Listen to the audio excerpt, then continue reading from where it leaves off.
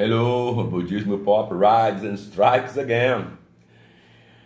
Se o Senhor for morto por um elefante selvagem, vida que segue. Mas se o Senhor for morto por causa de um mau amigo, um mau mestre, poderá cair nos 3 maus caminhos. Desce a vinheta aí, brother. Hello, Budismo Pop na área, mais uma vez, aquele ritual estilístico, né? Dá logo o seu like para a gente poder fazer os vídeos circularem bastante, né? Se inscreve logo no canal, junte-se a nós. Deixa comentários, tá? Comenta aí, diz um oi, diz qual cidade você é, porque quando aciona os comentários, o YouTube vai lá e aumenta a divulgação dos vídeos. A gente faz a nossa jornada ir mais longe, tá bom? Hey Joe, qualquer coisa, deixa um comentário qualquer, tá bom? Só não pode xingar, né? Não pode xingar, né? Tá bom? E outra coisa legal é que logo a gente está de live nova aí, tá bom? A gente avisa para vocês.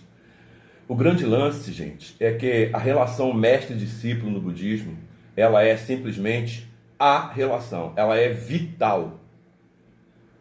Acreditem, ela é dramática, ela é profunda, ela é interminável. Josei Toda, nosso segundo presidente, né, mestre de nosso mestre, Daisaku Ikeda, Josei Toda dizia assim: nascemos sempre aqui e ali, próximos aos nossos mestres. Isso é sensacional. Na física quântica dá esse conforto para você. Do ponto de vista da física quântica, se está acontecendo agora, já aconteceu antes. Se já aconteceu antes, vai acontecer depois. O senhor Toda, né? Mandando na linha do gol. Mas é uma relação onde o mestre e o discípulo, primeiro, asseguram a transferência da lei. Impedindo que o budismo divinize o Buda, torne o Buda um transcendente, porque Buda, Butsu, autodespertado, ele não é transcendente, é um ser humano na plenitude das suas capacidades como pessoa humana, cumprindo o seu papel correto dentro da natureza. Ele não é árvore, ele não é tartaruga, ele é um ser humano. E se ele agir como um ser humano, todo mundo em volta se beneficia, naturalmente. Óbvio que quando você pensa na relação mestre-discípulo sobre esse ângulo, né, sob esse ângulo, você vê que, além dela proteger a lei, ela é um número 8 deitado. O número 8 deitado aqui no Ocidente, gente, é o símbolo do infinito, né? É um loop, né? O 8 é um loop, né? E a relação mestre-discípulo é exatamente isso. Um precisa do outro e eles se alternam. Se eu estou te ensinando alguma coisa hoje, foi porque você me ensinou antes. Se eu estou aprendendo alguma coisa de você hoje, porque um dia eu te ensinei. Isso é assim o tempo todo. Desde o tempo sem início.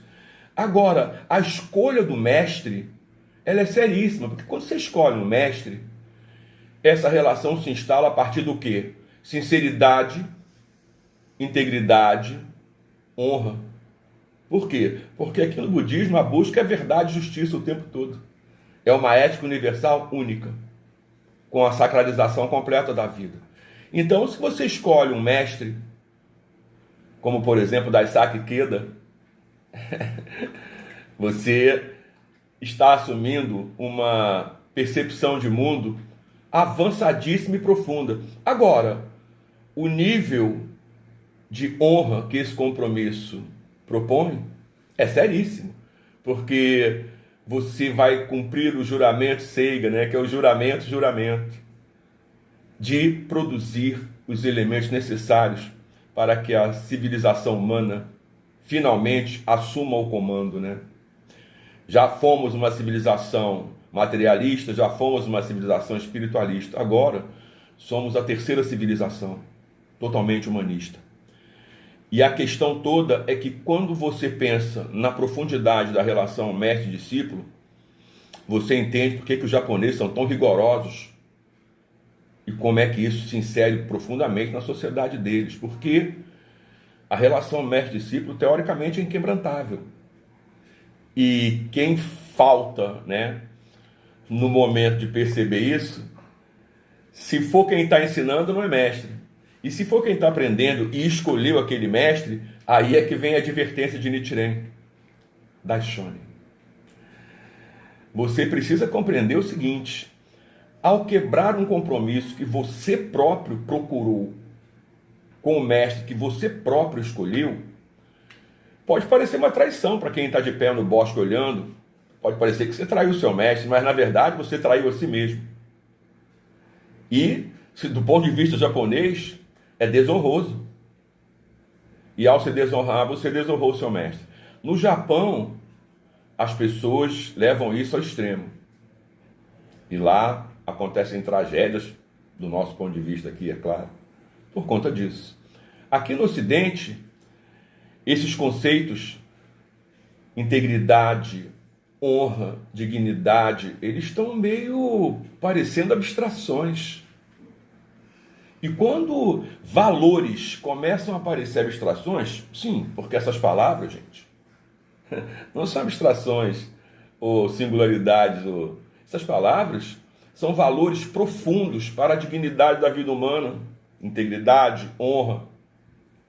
Pensa bem, dignidade, imagina, como é que você pode pensar a vida humana sem esses elementos? Naturalmente, que quando você vê a natureza do problema que você cria dentro de você mesmo, porque você pode ter vivido isso num plano pessoal, particular, mas você vai carregar para sempre a lembrança do que você mesmo criou, do que você mesmo fez, e isso só mesmo praticando muito para poder recompor. E na verdade, tudo na vida gera consequências.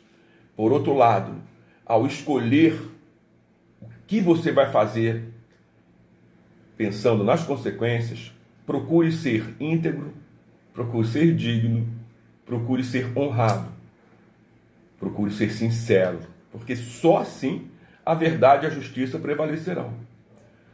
Esse tipo de equívoco é um equívoco significativo porque ele é um equívoco sobre uma das bases mais importantes do budismo, Shiteifune. Merece uma reflexão de todos nós que praticamos o budismo de Nichiren Daishonin, propagado pela Brasil Soka Gakkai, pela Soka Gakkai Internacional.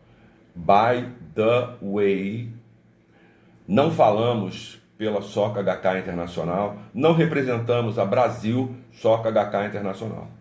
Nós somos membros, quadros e associados, admiradores da filosofia de paz do presidente Ikeda. Bora refletir. Cuidado com a tristeza, cuidado com a escuridão. A gente se vê.